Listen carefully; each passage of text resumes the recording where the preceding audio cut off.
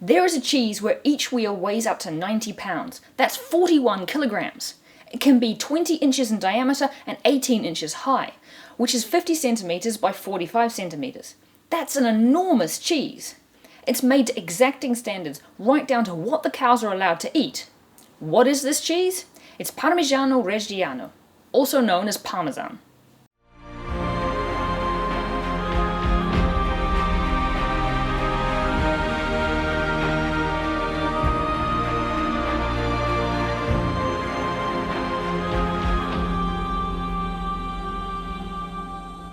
Hey there cheese historians, I'm Julia and welcome to Cheese History, a channel all about the origins, history and impact of cheese. This time we're looking into the history of one of the biggest cheeses made in the world today, the mighty Parmesan cheese. We're going to look at whether Parmesan was being made in Roman times, as is often claimed on the internet, before turning to the Po Valley in Italy in the Middle Ages, and the monasteries that made cheese around the town of Parma. Then we'll look into the records that survive of Parmesan cheese starting in the 13th century to see what they can tell us about this cheese. And finally, we'll take a look at what Parmesan is like today, both in Italy and in other parts of the world. But before we dive into the history of Parmesan, it's worth asking, what is Parmesan cheese?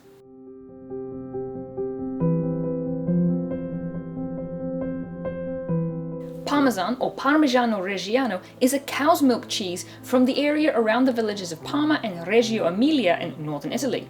It's made into enormous wheels weighing between 30 and 41 kilograms, or 66 and 90 pounds. It can have a diameter of between 35 and 50 centimeters, or 14 to 20 inches, and a height of 20 to 45 centimeters, or 8 to 18 inches. Parmesan is a hard cheese, which means it's very firm and dense. It's also notoriously crumbly and doesn't really slice at all. To eat it, you either have to grate it or break it off in chunks with a specially shaped cheese knife. One of the reasons it's so firm and hard is the way it's made, using skimmed milk, removing some of the cream before making the milk into cheese. I'll come back to how Parmesan is made a little bit later on. Another reason is that Parmesan is aged for a minimum of 18 months, and sometimes a lot longer. The long aging period helps the cheese dry out. So Parmesan is a real investment in cheese, as a lot of milk is needed to make such a large cheese, and then it needs to be aged for years before being sold. A cheese of this size must have an equally impressive origin story, right? Let's find out.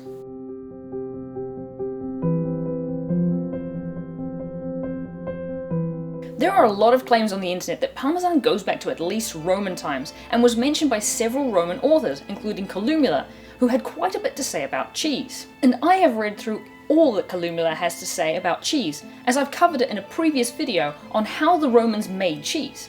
And I can assure you that he doesn't mention anything that is a clear reference to Parmesan, particularly as his longest section discusses how cheese was made in rather general terms and doesn't talk about different kinds of cheese. So I have no idea what the internet is on about. The closest anything in surviving Roman literature comes to a cheese like Parmesan is by Roman author Pliny the Elder. He mentions several different types of cheeses made in the Apennines, a mountain range running along the spine of the Italian peninsula.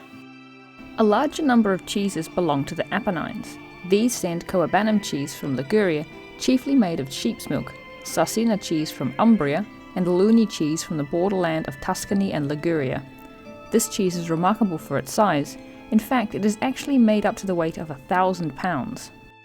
The Apennines and the mention of Umbria, Tuscany and Liguria makes Pliny's description potentially relevant to the history of Parmesan. If we take a look at this map of the provincial borders on the Italian peninsula in the 1st century CE, the three provinces Pliny mentions are Umbria, Liguria and Tuscany, which was called Etruria.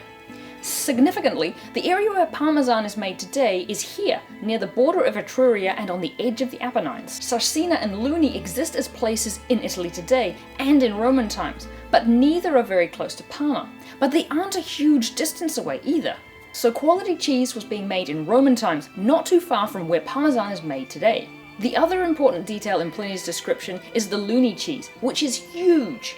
Parmesan is not 1,000 pounds, and Pliny is probably exaggerating, but Parmesans are big cheeses, usually weighing around 90 pounds or 41 kilos. That the cheesemakers of northern Italy were making some kind of large cheeses could mean that these cheeses are the Roman ancestors of modern Parmesan. However, there isn't any direct evidence that that's the case. We only have Pliny's word for it, and what he says is a bit hard to believe. I mean, a cheese 10 times the weight of modern Parmesan would be very difficult to move, so I think Pliny must be exaggerating a lot about the Luni cheese. So if the Roman origins of Parmesan are uncertain, what do we know about its origins?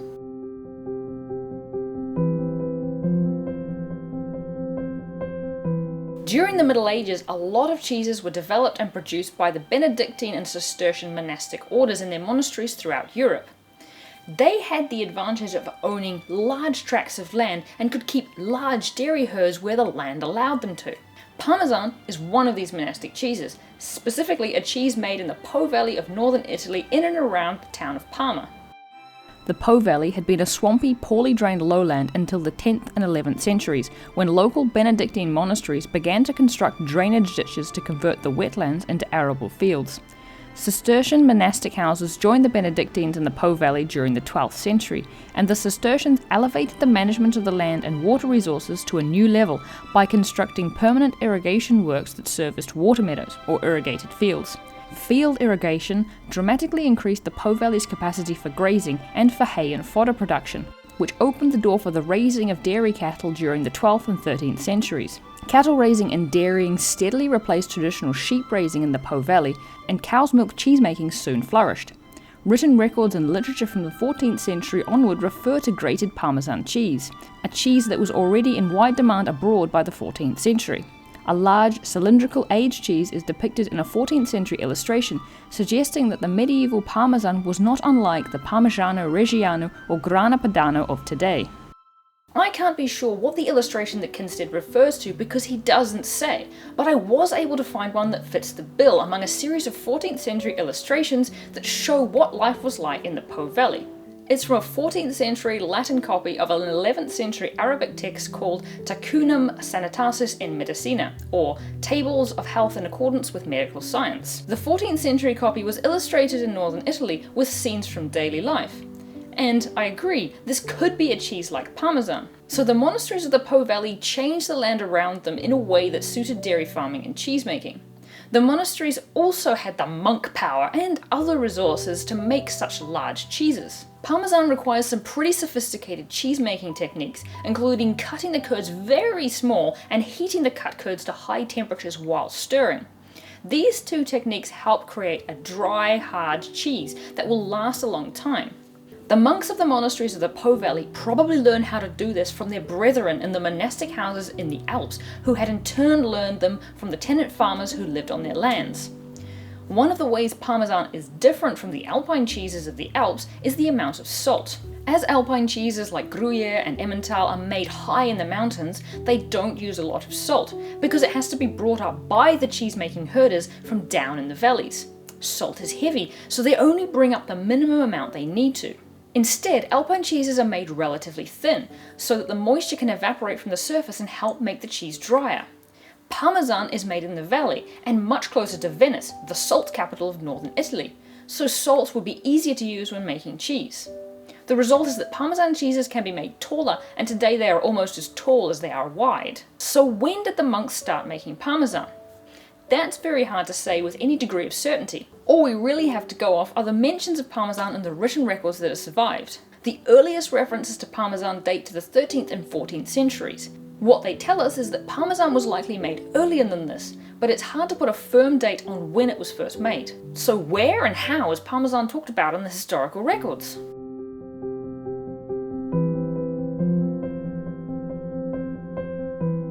There are a lot of references to Parmesan, more than many of the cheeses I've covered so far on this channel. So this is going to be something of a whirlwind trip through some of the more interesting and insightful instances. One of the earliest surviving references to Parmesan is said to be from 1254, when a noblewoman from Genoa traded her house to get a guaranteed supply of Parmesan each year. I have no idea if that's a good deal or not. I mean, I guess that depends on how much Parmesan she could eat in a year and whether she had another house to live in. There's also apparently a reference to Parmesan in a ledger from Florence, which notes that the Prior's Refectory brought some Parmesan in 1344. I couldn't find the originals of either of these trades, probably because they are reasonably obscure and haven't managed to find their way onto the internet yet. Both were mentioned in enough good books on the history of cheese that I think they're worth mentioning here. The next surviving reference to Parmesan is in Giovanni Boccaccio's The Decameron, and that's probably not how you pronounce his name or the title of his book. The Decameron is a fictional story written in the 1350s about a group of young men and women who flee the plague in Florence to a country villa, where they spend 2 weeks telling each other stories in the evenings. On the 8th day, one of the young women, Elisa, tells a story about a young man named Calandrino, who falls for a tale about magical stones told by another young man called Maso del Saggio. In Berlinzona, where the Basques live, explained Maso, that's where most of them, the magic stones, are found. More precisely in the region known as Bengodi, the Happy Valley. In Bengodi they use sausages to tie up their vines, they keep a goose that lays golden eggs, and come to that, a duck too. They have there a whole mountain of grated Parmesan, and the people who live on it do nothing all day but make gnocchi and ravioli and cook it in capon broth, then whoosh it down the slope, and the people who collect the most collect the most. That's where the stream of Vernaccia flows, the best you'll ever drink, and not a drop of water gets into it.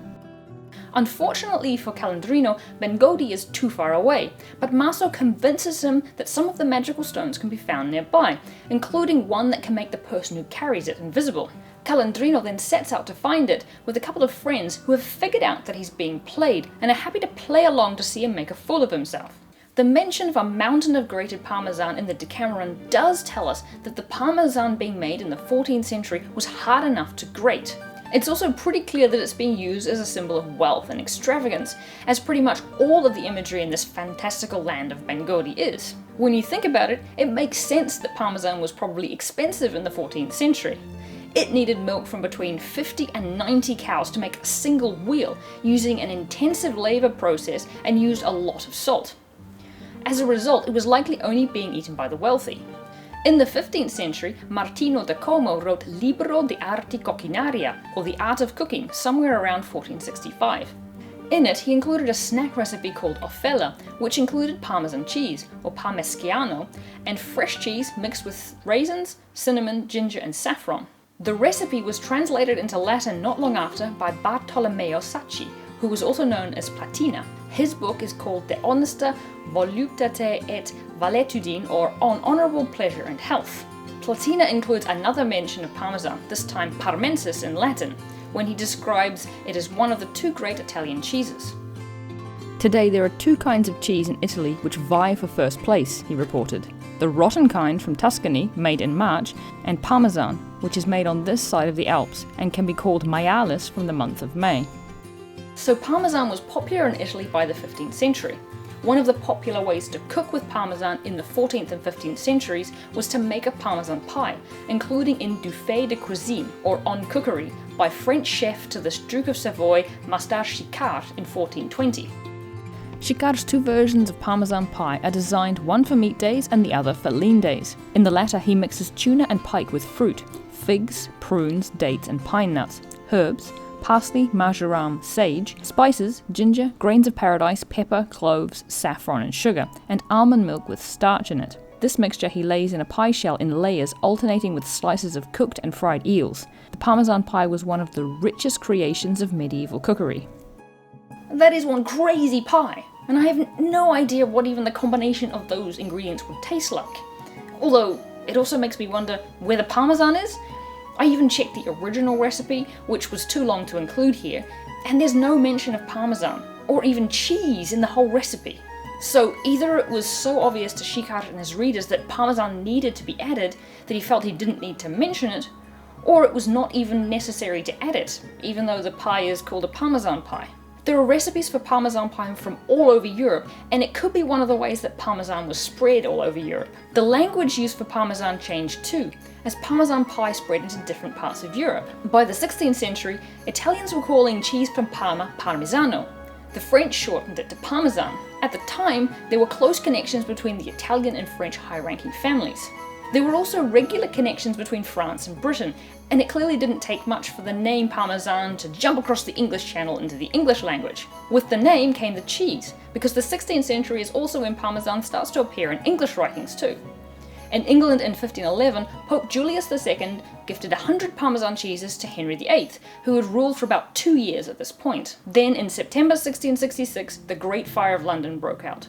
Samuel Pepys, a naval administrator, kept a diary and told of the chaos of the fire in great detail. He tells of how he had to move his possessions out of his house as the fire spread closer to his part of the city. On the 4th of September, with the fire spreading, he writes, "Up by break of day to get away the remainder of my things. Sir W. Batten, not knowing how to remove his wine, did dig a pit in the garden and laid it in there. And I took the opportunity of laying all the papers of my office that I could not otherwise dispose of. And in the evening Sir W. Penn and I did dig another, and put our wine in it, and I my Parmesan cheese, as well as my wine, and some other things." In the end, Pepys' house is spared the fire, and he doesn't mention the cheese in the aftermath. I assume he must have dug it up again, but he doesn't tell, so it's impossible to know what condition the cheese was in after spending several days buried underground. By 1614, Parmesan came in at the top of a list of the best cheeses, according to English poet Barnaby Googe. In our days, the best cheeses are counted to Parmesines, made about the river Po, famed for their greatness and daintiness, of which you shall have brought into other countries that weigh above 60 pounds. Next are commended the Holland cheese, the cheese of Normandy, and the English cheese. So Parmesan cheese is so good that it beats the cheeses from two countries, England and Holland, and a sizable area of France. That's quite an impressive feat for a monastic cheese from northern Italy, as many of the well-known cheeses from France and the Netherlands were also becoming popular in the 17th century. Several of America's founding fathers were also fans of Parmesan cheese. On the 9th of July 1769, Benjamin Franklin mused to John Bartram, "And for one, I confess that if I could find in any Italian travels a receipt for making Parmesan cheese, it would give me more satisfaction than a transcript of any inscription from any old stone whatever." In case it's not clear, by receipt here, Franklin means recipe, as at the time recipes were called receipts. As America is a lot further away from Italy than most of Europe, Parmesan must have been very hard to come by and very expensive if it was available. It's not surprising Franklin wanted to know how to make it, so he could get someone to make it in America. Several years later, in December 1773, Dr. Leith wrote to Franklin with a description of how Parmesan is made. The description is quite long, so I won't include it all here, but I'll put a link to where you can read it online in the description below. Thomas Jefferson also travelled to northern Italy in 1787 and observed Parmesan being made in Rossano, and I will also link his full account below. If you can't be bothered reading them, here are the key insights from Dr. Leith's and Jefferson's descriptions. The first is that both Dr. Leith and Jefferson say that Parmesan is not made around Parma at this time, but rather in the state of Milan, with the best coming from around Lodi. There are two possible conclusions we can draw from this. The first is to take it at face value. Parmesan wasn't being made in Parma, but rather around Milan in the late 18th century. The second is that both Dr. Leith and Jefferson mistook one of the other similar hard Italian cheeses for Parmesan. It's hard to tell which is more likely to be true without other descriptions of how Parmesan was made in Parma, and I haven't been able to find those. So I'm going to assume, for the sake of simplicity, that Dr. Leith and Jefferson are both describing how Parmesan was made in the late 18th century, whether it was being made in Parma at the time or not. The process they describe for making the cheese is very similar to how Parmigiano-Reggiano is made today. The milk is a combination of the previous evening's and that morning's milk from around 80 cows. The milk is first skimmed and the cream is made into butter. The skimmed milk is then heated in a copper vessel and rennet is added to coagulate it into curds. The curds are then broken into tiny pieces and some of the whey removed. Then there is a step described by both Dr. Leith and Jefferson which is not part of Parmesan making today. Both say that the curds are coloured with saffron. After the curds are coloured, they are heated and stirred until they are ready to have the whey removed and be put into hoops that can be adjusted to the size of the cheese. The cheese is then pressed with weights to remove as much of the whey as possible. Once it's out of the hoop mould, salt is sprinkled on the surface at regular intervals as it begins to age. Dr. Leith also mentions that when the outside of the cheese is almost dry, it's painted with rosette, giving it a purplish colour. The finished cheeses Dr. Leith saw weigh between 80 and 130 pounds, between 36 and 59 kilograms, whereas Jefferson's are smaller at 50 pounds, 23 kilos. Both Franklin and Jefferson were keen for Parmesan to be made in America, and encouraged American cheesemakers to attempt it using descriptions from around Milan, but the initial attempts weren't very successful.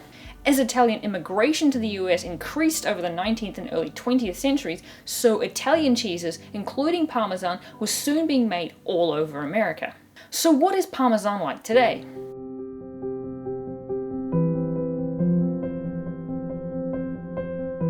Let's start with Italian-made Parmesan. As I said earlier, Parmesan gets its name from Parma, a town in the Po Valley in northern Italy. Today, Parmesan from Italy is known as Parmigiano-Reggiano, after two towns, Parma and Reggio Emilia, which are at the centre of production of Parmigiano-Reggiano. The cheese is a protected designation of origin, or PDO cheese, which means it can only be made in certain parts of Italy, and following strict guidelines. Parmigiano-Reggiano's PDO is among the most stringent of all, put in place by the European Union in 1966. It stemmed from earlier Italian government declarations and laws. In 2008, an EU High Court ruling confirmed that the denomination Parmesan was also protected. This protection does not extend beyond Europe, however, so producers elsewhere may use the name with impunity. Parmigiano-Reggiano's PDO mandates that it be made from the unadulterated raw milk of cows raised in its delimited zone, which includes the provinces of Modena, Parma, and Reggio Emilia, as well as the section of the province of Bologna, left or north and west of the Reno River, and that of Mantova, right or south of the Po River. As a PDO cheese, Parmigiano-Reggiano is made with a strictly controlled process, right down to requiring that the cows are fed only grasses or hay grown in the area. Supplements, hormones, and antibiotics are also forbidden. The milk from any cows that get sick and need to be treated can't be used to make Parmigiano-Reggiano until they have fully recovered. The cheese also has to be made within 2 hours of the morning milking, with an equal mix of morning milk and milk from the evening before. The milk is skimmed to remove much of the cream, which is then made into butter. The milk is poured into copper vats that hold 1,100 litres. That's a lot of milk, but Parmigiano-Reggiano is a big cheese. So each vat only produces 2 wheels of cheese, which end up weighing around 90 pounds or 41 kilos. Once made, the cheese has to be aged for at least a year and sometimes closer to 6 years, undergoing regular checks to make sure they meet the exacting standard required to be called Parmigiano-Reggiano. The whey left over from making cheese is sent to pig farms to be fed to the pigs that will become Parma ham, another delicacy from the Parma region. If you've ever tried genuine Parmigiano-Reggiano before, leave a comment below about what you thought of it. One of the really cool things I discovered while researching this video is that the makers of Parmigiano-Reggiano have a YouTube channel, and they have a series of videos all about their cheese, from the grass the cows are fed to how the cheese is made and aged. I will link up here and in the description below to a video showing how the milk is transformed into cheese. It's a fascinating watch. The high standards for Parmigiano-Reggiano don't extend beyond the borders of the European Union, so other countries can make their own Parmesan.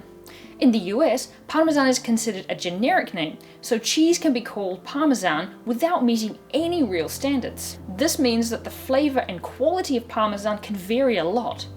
The makers of Parmigiano-Reggiano have tried to get the international community to agree to their exclusive right to make Parmesan cheese, and stop other countries calling their cheese Parmesan.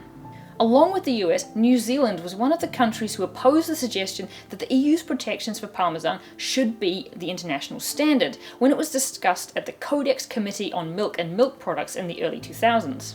The thing I was most surprised to learn, though, was that in the United States, some cheese labeled Parmesan is not actually Parmesan. And I don't mean it's not Italian Parmigiano-Reggiano. Sometimes it's not even cheese. Most Parmesan cheese is a blatant counterfeiting of Parma's product, best exemplified by the ubiquitous Kraft grated version that comes in green cardboard tubes and tastes like what you would get if you ground up the green cardboard tubes. This may not be as far from reality as it sounds.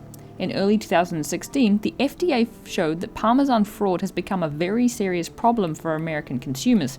Its tests showed that products described as 100% Parmesan are routinely cut with cheaper products, and not just less expensive cheeses, but also wood pulp. Tests by Blomberg showed that Kraft Parmesan contained almost 4% cellulose, a plant-derived polymer mainly used to make paper and paperboard. Other brands had cellulose content as high as 7.8%.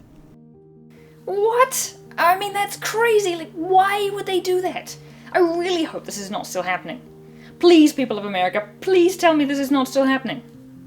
Okay, so clearly it pays to look carefully at the ingredients on any cheese you're buying.